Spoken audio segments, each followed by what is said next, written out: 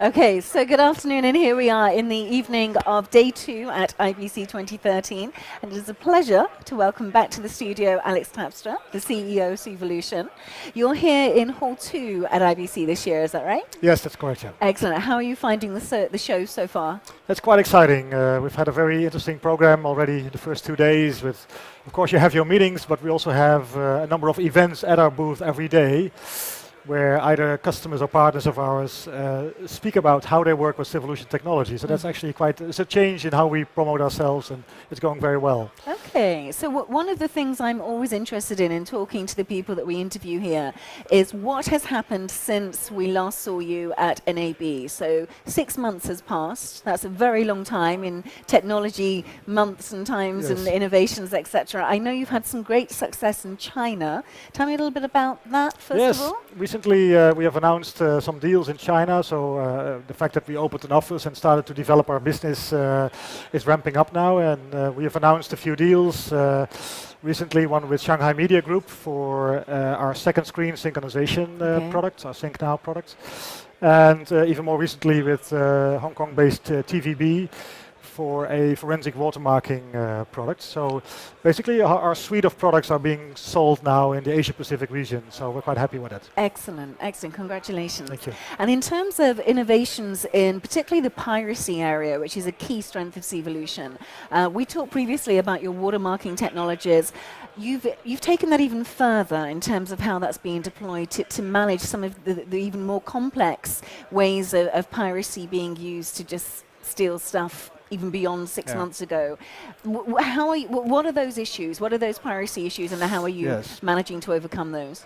Now we see clearly around the world a fast-growing piracy challenge right now, which is simply illegally streaming content either from set-top boxes or from TV Everywhere services back to the internet. Yeah. Everyone has enough, a lot of people around this globe have enough bandwidth available these days to start their own streaming from the house back to the web. And so in the past, where people were kind of breaking into the security of pay TV, you needed to have knowledge about smart cards or security systems. These days, you just hook up your output from your set-top box to your PC and you start streaming back to the web.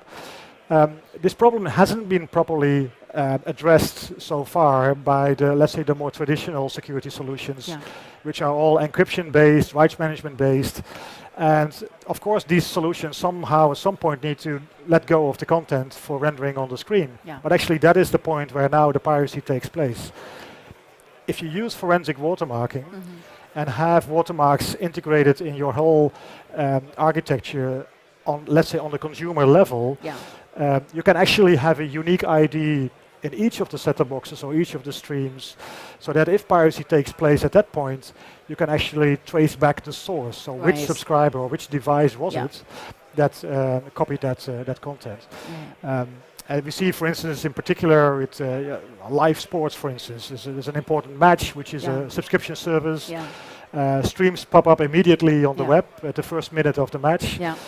And if we make sure that we find streams, detect watermarks within the match, preferably within a few minutes, you can still take action and turn down that particular source. It's that immediate in terms of how quickly you can switch off those illegal services. That's the target we gave ourselves. We want to be able to basically really properly address the problem within minutes, so that within the match you remove the source of the stream.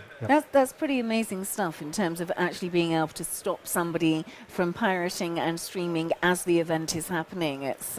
And it's also, let's say, it becomes frustrating to watch streams that disappear all the time. And the whole point, of course, is that we try to help pay TV operators to convert illegal viewing back to legal viewing and sell subscriptions. Could you give me an example of one of your clients in that area that is particularly finding the need to use that kind of watermarking technology? I would love to talk about clients in particular, but I can only do so if they allow me to, which is a little bit difficult still. But if you consider, for instance, that in the United States alone, we have more than, I think, 15 million set-top boxes already in the field that deploy our technology today. We're signing up deals in the Middle East and Europe. So we clearly see this is an international problem. It's everywhere. And I think we're well positioned to help address this issue. Okay, so let's move away from risk to monetization and actually new business models that are happening within the area. So again, you have since launched from NAB, you've launched a series of advertising products which will further enhance revenue streams via the set-top box.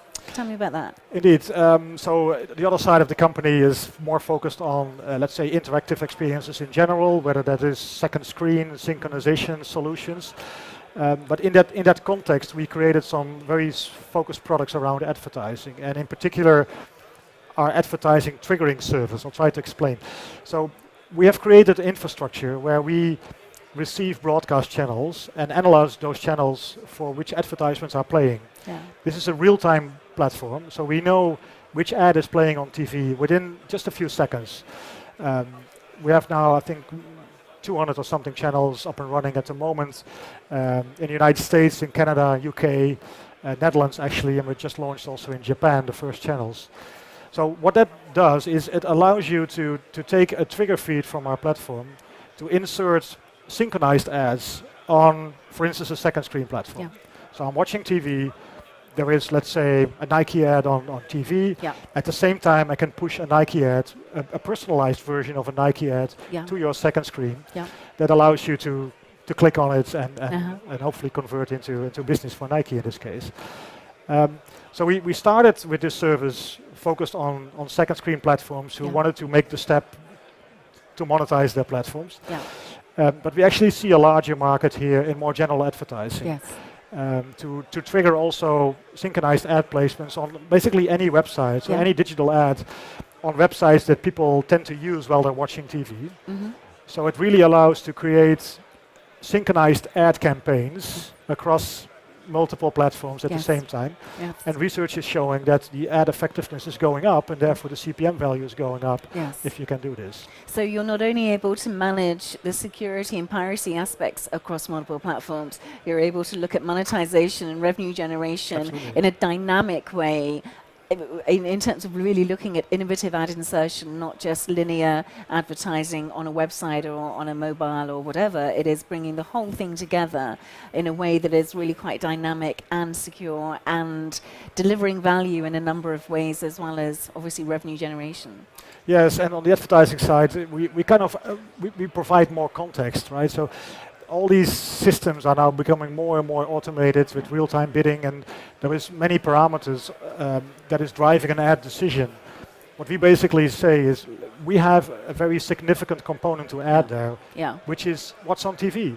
What's on TV is now driving ad decisions and are helping to monetize platforms more effectively. Absolutely, and it's a very interesting point because being a marketeer myself and having come from the industry from a marketing perspective, I think there's so much talk sometimes around the loss of advertising and the loss of revenue from that in a traditional way as well as a multi-platform way.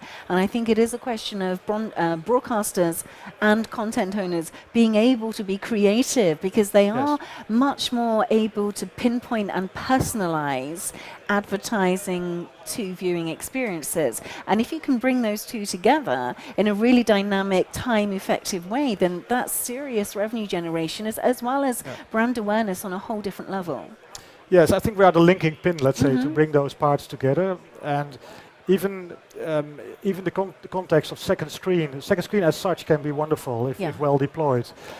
But we also know that it has the potential to drive away attention from the ad break. Yes. Because people are doing more on the device, especially during the ad break. So if you can expose the people to advertisements on their device in sync of what's happening in the ad break, you actually bring back the attention and solve an existing problem today. Yes. And also I think that there's the perspective of having creative advertising in the first place. So if you have good advertising that works, particularly pinpointed to the audience because you know exactly who you're talking to, that works to the device that you're seeing and viewing that on, and you're intelligent to be able to see that from a systems perspective, then you're actually able to deliver an entertaining experience in advertising that works in a multiple platform environment. I totally agree. A bad ad is a bad ad, and if we have a synchronized ad, it's just more bad ads. So exactly. but if you do it well, and you have a standard ad on TV, but the one that you present on the digital platform actually is creative, is perhaps having some gaming elements in there, Absolutely. and perhaps is driving some traffic to the brand's websites immediately. There's so much more effectiveness we can create in deploying this. Absolutely, absolutely. Alex, it has been a pleasure talking to you as always. A little bird tells me that you are finalists in the ConnectedWorld.tv Awards this year, so the best of luck for that on Monday night. We're very proud of that, and we will be there. Excellent. So thank you very much for joining us and giving us your time today, and the best of luck with the rest of the show and the awards on Monday. Thank you very much. Thank nice to be you. here again. Thank you.